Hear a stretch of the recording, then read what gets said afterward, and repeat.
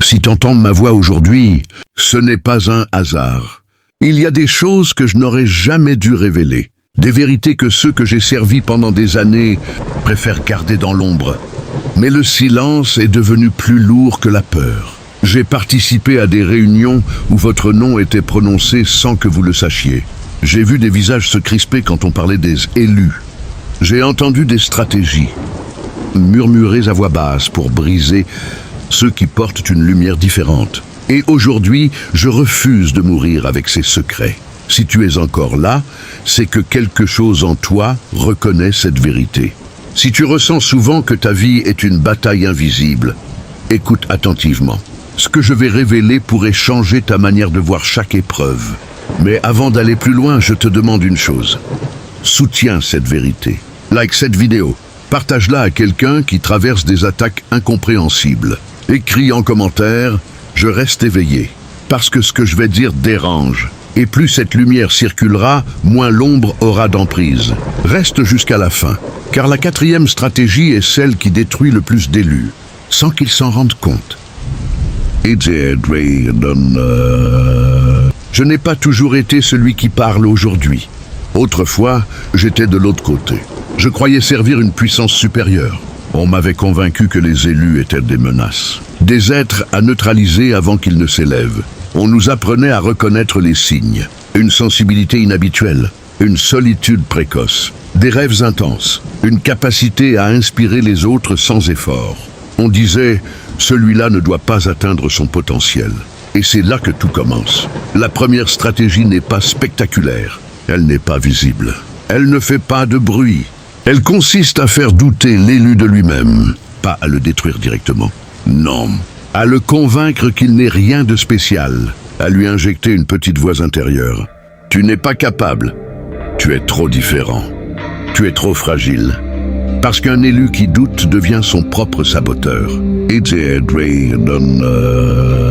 La stratégie du doute est une guerre silencieuse. Elle commence souvent dans l'enfance. Un environnement qui ne comprend pas ta profondeur. Des paroles qui minimisent tes intuitions. Des critiques répétées jusqu'à ce que ta lumière devienne quelque chose dont tu as honte. Je me souviens des discussions. On disait, s'il commence à croire en sa mission, il deviendra incontrôlable. Alors, on créait des circonstances. Échecs répétés. Rejets inattendus. Opportunités qui s'effondrent à la dernière minute. Non pas pour te tuer, mais pour t'épuiser mentalement. Un élu fatigué ne manifeste pas sa destinée. Un élu confus ne comprend pas ses dons.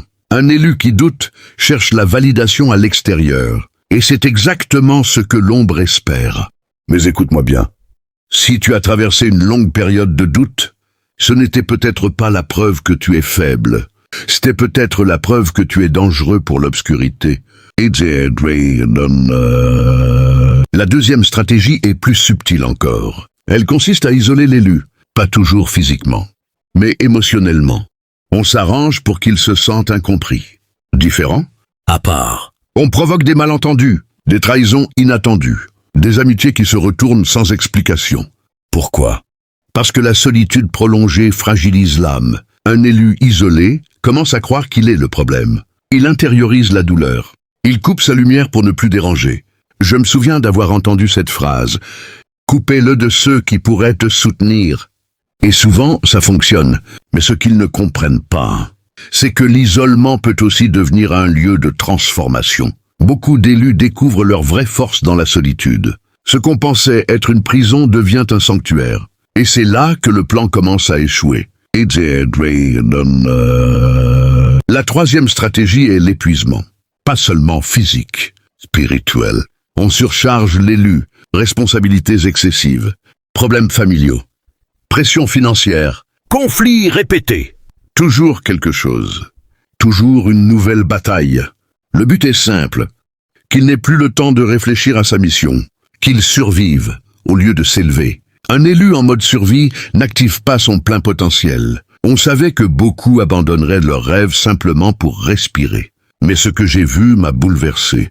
Certains, malgré tout, ne cédaient pas. Plus on les pressait, plus ils développaient une force intérieure inexplicable, une endurance presque surnaturelle. Et c'est là que j'ai commencé à douter, non pas d'eux, mais du camp que je servais. La quatrième stratégie, celle-ci est la plus dangereuse. Elle consiste à détourner l'élu de sa véritable identité, pas en le détruisant, mais en lui donnant une fausse mission. On nourrit son ego, on lui offre de fausses opportunités, on flatte ses talents pour l'emmener dans une direction qui semble brillante, mais vide. Un élu occupé à poursuivre une illusion ne découvre jamais sa véritable autorité. Je l'ai vu arriver à tant d'âmes prometteuses. Elles brillaient, mais pas au bon endroit. Et pendant qu'elles célébraient une réussite superficielle, leur véritable appel s'éteignait doucement. C'est cette stratégie qui m'a fait quitter tout cela. Parce que j'ai compris une chose, on ne craignait pas votre faiblesse, on craignait votre éveil. Si ce que tu entends résonne en toi, ce n'est pas une coïncidence. Écris en commentaire, je refuse de douter. Like cette vidéo pour soutenir cette révélation. Partage-la avec quelqu'un qui traverse des attaques invisibles. Et reste avec moi. Ce que je vais dévoiler ensuite explique pourquoi certaines attaques s'intensifient juste avant ta percée. Il y a un moment précis où les attaques changent d'intensité. Je l'ai vu se produire des dizaines de fois. Juste avant qu'un élu ne franchisse un cap décisif. Juste avant qu'il ne rencontre la bonne personne. Juste avant qu'une opportunité alignée ne se manifeste. Le chaos augmente. Ce n'est pas un hasard. Dans les cercles où j'étais, on surveillait les signes d'élévation. Quand un élu commençait à reprendre confiance, quand il se remettait à rêver, quand il osait croire qu'il méritait plus, on disait « c'est maintenant ». Alors on intensifiait la pression. Conflits soudains, nouvelles incompréhensions, vieilles blessures qui remontent, fatigue inexpliquée. Parce que l'objectif n'était pas seulement de freiner. L'objectif était de provoquer une réaction impulsive, un choix destructeur, une parole prononcée sous la colère, une décision prise sous la peur, une rupture irréversible. Beaucoup d'élus ont perdu des bénédictions à quelques pas de leur accomplissement. Non pas parce qu'ils n'étaient pas appelés, mais parce qu'ils ont été poussés à agir dans la tempête. Si tu vis une intensification étrange, calme-toi. Parfois, la violence invisible est la preuve que tu es proche. Il y avait aussi une stratégie dont on ne parlait qu'entre initiés. La manipulation émotionnelle indirecte. On n'attaque pas toujours l'élu directement. On influence son entourage. Une personne proche devient soudainement distante. Un partenaire commence à douter. Un ami change de comportement. L'élu pense « qu'est-ce que j'ai fait ?» Mais le but est simple, le déstabiliser par le lien. Parce qu'un élu attaché profondément souffre intensément. Et dans la souffrance relationnelle, beaucoup oublient leur mission. J'ai participé à des discussions où l'on disait « il est fort seul », mais touche son cœur. C'est cruel. Mais c'était méthodique. Ce que je n'avais pas compris à l'époque, c'est que cette douleur forge aussi une maturité émotionnelle exceptionnelle. Beaucoup d'élus deviennent des guides précisément parce qu'ils ont été brisés dans leurs relations. Ce qu'on utilisait comme arme devenait leur sagesse. Il existe une autre méthode plus insidieuse, la distraction spirituelle. On ne pousse pas toujours vers l'obscurité visible. On pousse vers l'excès, excès de pratique, excès de recherche, excès de peur spirituelle. Un élu peut devenir obsédé par la protection au point d'oublier de vivre. On nourrit l'idée qu'il est constamment attaqué, qu'il doit toujours se défendre, qu'il est entouré d'ennemis invisibles. Et lentement, il développe une paranoïa. Ce n'est pas la lumière. C'est une prison dorée. Un élu qui vit dans la peur permanente ne rayonne plus. Il survit spirituellement. Et la mission s'éteint dans l'obsession. La véritable force d'un élu n'est pas la peur des ténèbres. C'est la stabilité intérieure. Quand j'ai compris que nous utilisions la peur spirituelle comme chaîne, quelque chose s'est fissuré en moi. Il y a aussi la stratégie du miroir inversé.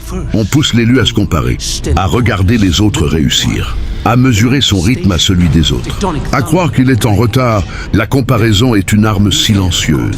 Elle crée l'envie, la frustration, l'impatience. Un élu impatient quitte son chemin. Il force les choses. Il accepte des compromis. Il s'éloigne de son alignement. Dans les réunions, on disait « Montrez-lui ce qu'il n'a pas ». C'était suffisant. Mais ce qu'on ignorait, c'est que le chemin d'un élu n'est jamais linéaire. Il est préparé dans l'ombre. Ce qui semble être un retard est souvent une formation invisible.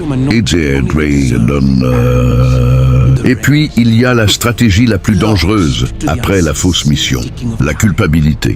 On rappelle constamment à l'élu ses erreurs passées. On amplifie ses fautes. On lui murmure qu'il n'est pas digne. La culpabilité prolongée éteint la vision. Un élu qui se condamne lui-même ne s'autorise plus à recevoir. Il s'auto-punit. Il sabote ses relations. Il refuse les opportunités. Et tout cela, sans qu'on ait besoin d'intervenir. C'était l'arme parfaite, parce qu'elle transforme la conscience en prison. Mais laisse-moi te dire quelque chose. La véritable transformation commence quand la honte cesse de gouverner. Si tu es encore debout malgré les erreurs, c'est que ton appel est plus fort que ton passé. D'abord, je n'ai pas quitté ce monde par peur. Je l'ai quitté parce que j'ai vu une vérité que personne ne m'avait enseignée. Plus on attaquait certains élus, plus ils développaient une clarté incroyable. Plus on tentait de les détourner, plus ils revenaient à leur essence. C'est là que j'ai compris. Vous n'êtes pas choisi pour être détruit. Vous êtes choisi parce que vous portez quelque chose que l'ombre ne peut pas créer. Elle ne peut que l'imiter ou tenter de le bloquer. Si tu ressens que ta vie a été un combat disproportionné, ce n'est peut-être pas une malédiction. C'est peut-être une indication. Reste avec moi. Ce qui arrive ensuite est encore plus profond. Je vais te révéler ce qu'il redoute réellement chez un élu éveillé. On entre maintenant dans une dimension plus profonde. Ce que je vais révéler ici, c'est ce qu'on ne disait jamais à voix haute.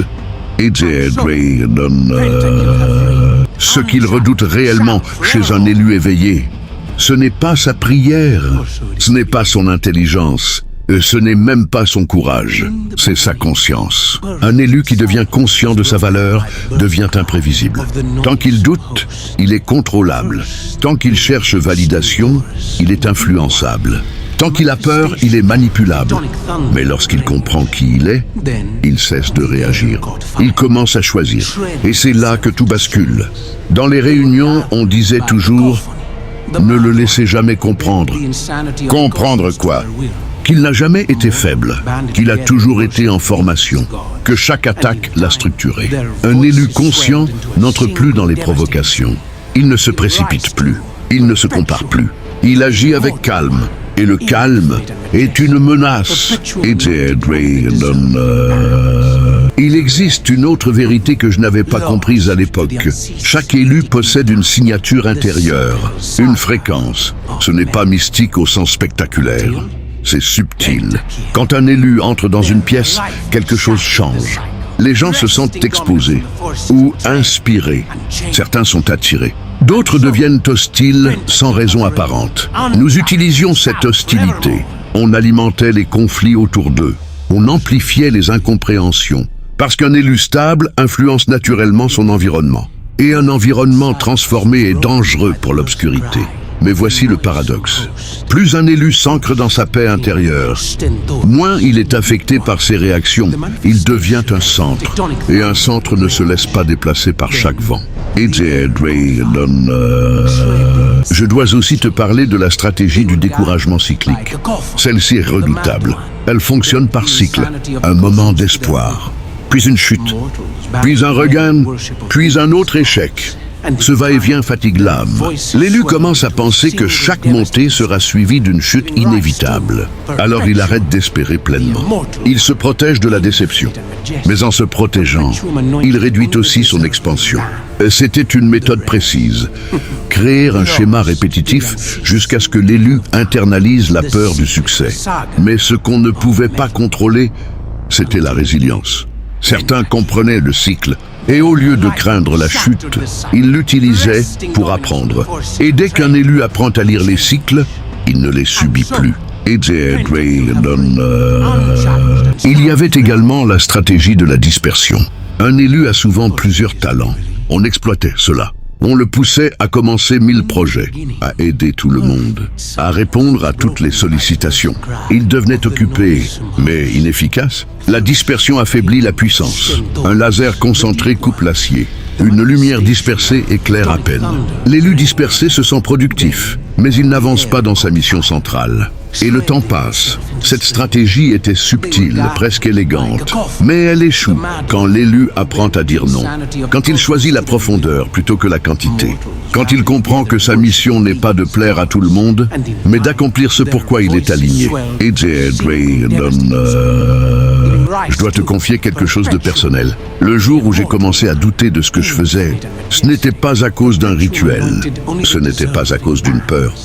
C'était à cause d'un élu. Il avait tout perdu, rejeté, trahi, isolé, épuisé. Et pourtant, il parlait avec une paix que je n'avais jamais vue. Pas une paix naïve, une paix forgée. Je me suis demandé, comment peut-il encore croire? Et j'ai compris. On peut attaquer l'environnement d'un élu. On peut perturber ses relations. On peut ralentir son parcours, mais on ne peut pas éteindre ce qui est enraciné profondément. Ce jour-là, j'ai vu que l'ombre ne crée rien. Elle ne fait que tenter d'étouffer. Mais ce qui est vivant repousse. Il y a encore une stratégie dont peu parle, la normalisation de la médiocrité. On encourage l'élu à se contenter du minimum. C'est suffisant. Ne vise pas trop haut. Sois réaliste.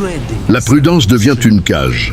On maquille la peur en sagesse. Et l'élu réduit sa vision. C'était efficace. Parce que cela semble raisonnable. Mais un élu n'est pas appelé à la médiocrité confortable. Il est appelé à l'alignement audacieux.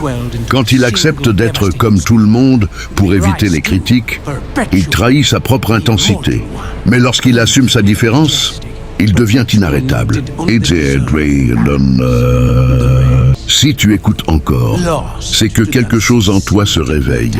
Peut-être que tu reconnais ces cycles, ces isolements, ces doutes, ces distractions. Mais laisse-moi te dire ceci avec une clarté absolue.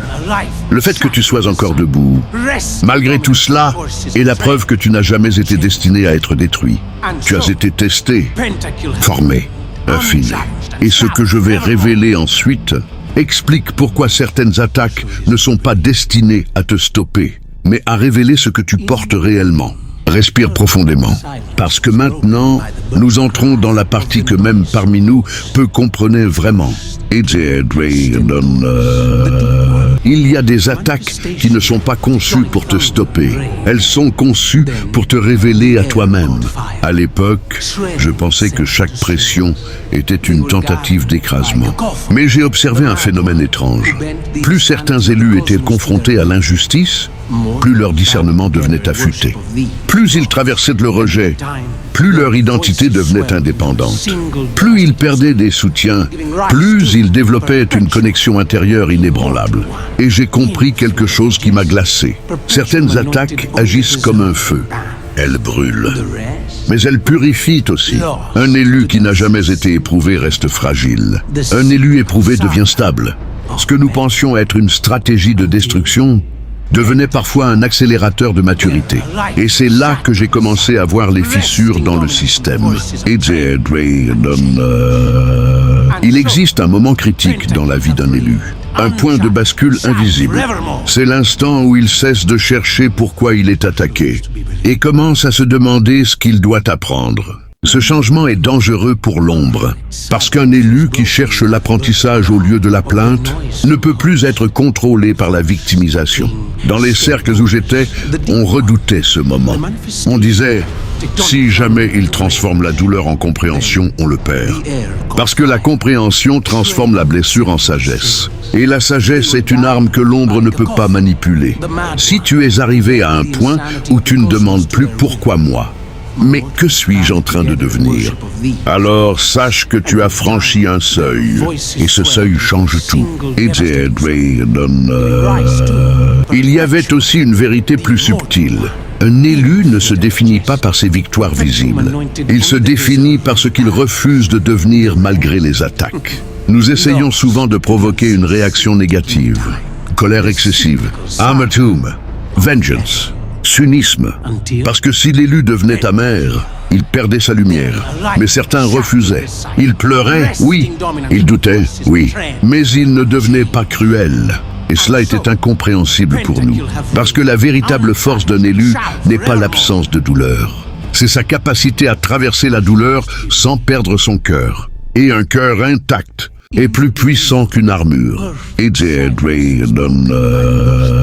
Je dois aussi te parler d'un phénomène que nous ne contrôlions jamais. L'intuition. Les élus possèdent souvent une intuition précoce, une sensation quand quelque chose ne va pas, une perception des intentions cachées, un malaise inexplicable dans certaines situations. Nous tentions de brouiller cette intuition par le doute, par la culpabilité, par la pression sociale, parce que si un élu écoute son intuition, il évite beaucoup de pièges. Mais voici le secret. L'intuition grandit avec l'expérience. Chaque trahison affine le discernement. Chaque échec développe la lucidité. Chaque douleur aiguise la perception. Ce que nous voulions brouiller se renforçait avec le temps. Et plus un élu apprend à écouter son silence intérieur, plus il devient inatteignable. Il y a une autre chose que peu comprennent. L'ombre ne craint pas un élu faible. Elle craint un élu aligné. Un élu faible est bruyant, instable, réactif. Un élu aligné est calme, concentré, stratégique. Quand un élu comprend sa valeur, il cesse de chercher l'approbation. Quand il comprend sa mission, il cesse de se disperser. Quand il comprend son rythme, il cesse de se comparer. Et alors, les stratégies perdent leur efficacité. Ce n'est pas spectaculaire, c'est progressif, mais c'est irréversible. Je me souviens du jour où j'ai compris que tout le système reposait sur une illusion. L'illusion que les élus pouvaient être détruits. En réalité, on pouvait retarder, on pouvait compliquer, on pouvait blesser. Mais détruire? Non. Parce que ce qui est enraciné dans une conviction profonde ne dépend pas des circonstances extérieures. Un élu peut perdre des ressources, il peut perdre des relations, il peut perdre des opportunités. Mais tant qu'il ne perd pas la conscience de sa valeur, il reste dangereux pour l'obscurité. Et cette conscience, personne ne peut l'arracher une fois qu'elle est éveillée. Si tu es encore ici, écoute bien ceci. Les stratégies que j'ai révélées ne sont pas là pour te faire peur. Elles sont là pour te rendre lucide. La lucidité n'engendre pas la paranoïa. Elle engendre la stabilité. Quand tu comprends les mécanismes, tu ne réagis plus avec panique. Tu observes, tu ajustes, tu avances. Et plus tu avances avec calme, plus les attaques perdent leur intensité. Parce qu'elles ne produisent plus l'effet attendu. Et ce qui ne produit plus d'effet finit par cesser. Mais il reste encore quelque chose à dévoiler. La vérité la plus dérangeante. Ce que l'ombre redoute par-dessus tout. Ce n'est pas que tu survives, c'est que tu inspires. Un élu éveillé n'est pas seulement stable pour lui-même, il devient un signal. Un exemple vivant que la résilience est possible. Et quand un élu inspire, il réveille d'autres consciences. Et c'est cela qui brise réellement le système. Dans la prochaine partie, je vais t'expliquer pourquoi ton influence, même silencieuse, est plus puissante que tu ne. Reste attentif. Car maintenant, nous touchons à quelque chose que même moi, autrefois, je refusais d'admettre. Ton influence est plus grande que tu ne le crois. Tu penses peut-être que tu es discret, que ta vie est ordinaire, que tes combats sont personnels. Mais un élu n'impacte pas seulement par des actions spectaculaires. Il impacte par sa posture intérieure. Quand tu choisis la patience au lieu de la vengeance, quelqu'un observe. Quand tu refuses de trahir tes valeurs sous pression, quelqu'un apprend. Quand tu continues, malgré l'échec, quelqu'un reprend espoir. L'ombre le sait. C'est pourquoi l'attaque n'est pas toujours contre ton succès. Elle est contre ta cohérence. Si on peut te pousser à agir contre tes principes, si on peut te faire douter de ton intégrité, alors ton influence diminue. Mais si tu restes aligné, même dans la tempête, alors ton exemple devient contagieux. Et une lumière contagieuse est incontrôlable. Je dois aussi te révéler pourquoi certaines attaques reviennent toujours sous une forme différente.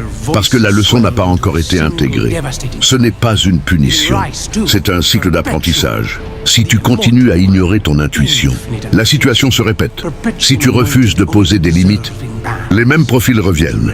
Si tu acceptes la médiocrité, les mêmes frustrations persistent. Ce n'est pas mystique, c'est structurel. La vie confronte jusqu'à ce que la conscience évolue. Et lorsque l'élu comprend cela, il cesse de blâmer l'extérieur. Il ajuste l'intérieur. Et cet ajustement change tout. Parce qu'un élu qui évolue ne rencontre plus les mêmes obstacles de la même manière. Il y a une autre peur que nous avions, la guérison. Oui, la guérison. Un élu blessé est prévisible. Un élu guéri est libre. Tant que tu fonctionnes à partir de tes blessures, tes réactions sont anticipables. Mais quand tu guéris, tu ne réponds plus à partir de la peur. Tu ne t'attaches plus par manque. Tu ne prouves plus ta valeur. Tu choisis. Et un être qui choisit consciemment est impossible à manipuler. C'est pour cela que les blessures sont souvent entretenues. Rappel constant du passé, situation qui réactive les anciennes douleurs. Parce qu'un élu qui ferme ses plaies ne porte plus les chaînes invisibles. Dis, maintenant que tu as entendu ces vérités, tu comprends que les attaques, les doutes, les trahisons, les échecs et les frustrations n'étaient jamais destinés à te détruire. Ils étaient là pour te révéler, pour t'éveiller, pour t'amener à comprendre qui tu es réellement, ce que tu as traversé. Et ce n'est pas un hasard. Chaque pression, chaque isolement, chaque moment de découragement était une formation invisible, sculptant ton esprit, ton cœur et ton âme. Et si tu es encore debout aujourd'hui, si tu lis ces lignes ou écoutes ces mots, c'est la preuve que tu es un élu, que ton feu intérieur ne peut pas être éteint, que ton potentiel est plus puissant que tu ne le crois. Maintenant, il est temps de transformer la peur en puissance. Transforme chaque blessure en sagesse, chaque échec en apprentissage, chaque solitude en sanctuaire, chaque doute en certitude intérieure. Tu n'es pas seul. Il y a d'autres élus qui traversent les mêmes épreuves. Et ensemble, nous formons une lumière que l'ombre ne peut plus arrêter. Ne laisse plus les stratégies invisibles te détourner de ton chemin. Reprends ta place, affirme ta valeur, honore ta mission. Et avant que cette vidéo ne se termine, je te demande de poser un acte concret. Like cette vidéo pour soutenir la vérité. Partage-la pour éveiller quelqu'un d'autre. Commente pour affirmer « Je reste éveillé et je choisis ma lumière ». Et abonne-toi pour recevoir d'autres révélations qui renforceront ton parcours spirituel. Souviens-toi, les attaques ne disparaissent pas toujours, mais ton pouvoir intérieur grandit. Les épreuves ne sont pas des obstacles, mais des tremplins. Les ténèbres ne peuvent plus t'atteindre une fois que tu as reconnu ta lumière. Tu es un élu, et aujourd'hui, tu es libre.